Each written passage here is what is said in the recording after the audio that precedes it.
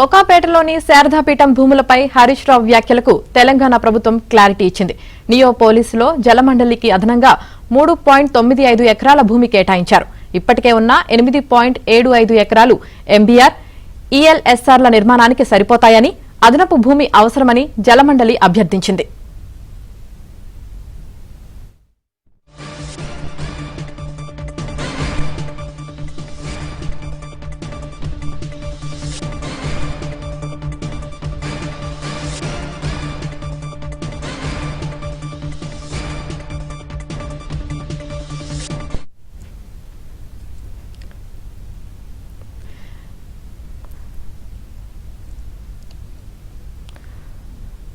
కోకాపేటలోని శారదాపీఠం భూములపై హరీష్ రావు వ్యాఖ్యలకు తెలంగాణ ప్రభుత్వం క్లారిటీ ఇచ్చింది. నియోపోలిస్లో జలమండలికి అదనంగా 3.95 ఎకరాల భూమి కేటాయించారు. ఇప్పటికే ఉన్న 8.75 ఎకరాల ఎంబీఆర్, ఈఎల్ఎస్ఆర్ల నిర్మాణానికి సరిపోతాయని, అదనపు భూమి అవసరమని జలమండలి అభ్యర్థించిందని, పంపింగ్ అవసరం లేకుండా నియోపోలిస్, కోకాపేట్ ప్రాంతాలకు నీటి సరఫరా చేసేందుకు భూమి కేటాయించినట్లు ప్రభుత్వం స్పష్టం చేసింది.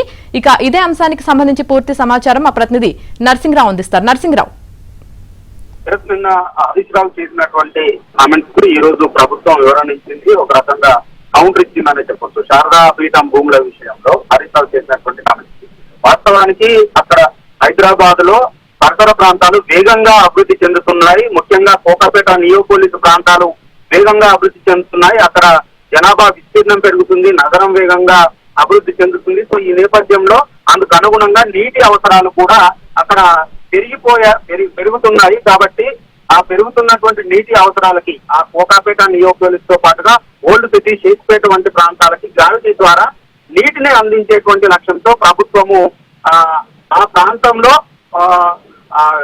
బ్యాలెన్సింగ్ రిజర్వాయర్ పథకానికి శ్రీకారం చుట్టింది. అందులో భాగంగా అప్పటికే అక్కడ జలమండలికి ఉన్నటువంటి 8.75 ఎకరాల స్థలాన్ని, 8 ఎకరాలకు పైగా ఉన్నటువంటి స్థలాన్ని అక్కడ కేటాయించింది. అయితే దానికి జిఎల్ఎస్ గారు, అదేవిధంగా బ్యాలెన్సింగ్ రిజర్వాయర్, ఎస్టీపీలు వీటన్నింటినీ నిర్మించడం కోసము ప్రభుత్వం కేటాయించినటువంటి జలమండలి వద్ద ఉన్నటువంటి ఆ 8 ఎకరాల స్థలం సరిపోదు. కాబట్టి మరొక 3.95 ఎకరాల స్థలం కావాలని చెప్పి జలమండలి ప్రభుత్వానికి విజ్ఞప్తి చేసినటువంటి నేపథ్యంలో దానికి ఆనుకొని జలమండలి ఇప్పుడు ఎక్కడైతే నిర్మాణ పనులు ప్రారంభమై నిర్మాణ దశల్లో ఉన్నాయో ఆ స్థలానికి ఆనుకొనే మరొక హెచ్ఎండిఏకు సంబంధించినటువంటి 3.95 ఎకరాల స్థలాన్ని ప్రభుత్వము ఇటీవలే కేటాయించింది. దీని ద్వారా హైదరాబాద్ నగరానికి, అదేవిధంగా హైదరాబాద్ పరిసర ప్రాంతాల్లో ముఖ్యంగా నియోపోలిస్, కోకాపేట ప్రాంతాల్లో వేగంగా అభివృద్ధి చెందుతున్నటువంటి ఆ ప్రాంతాలకు మంచినీటి సరఫరా చేయడంతో పాటుగా ఇటు జంట జలాశయాలకు, భోజగుట్ట రిజర్వాయర్ కు గ్రావిటీ ద్వారా నీళ్లు అందించవచ్చు. దాని ద్వారా ఆ విద్యుత్ ఖర్చు కూడా తగ్గుతుంది అనేటువంటి మాటను, వివరాన్ని ప్రభుత్వం ఇచ్చింది.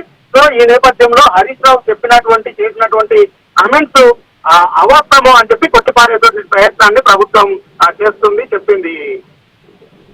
Right, thank you Narsing Rao.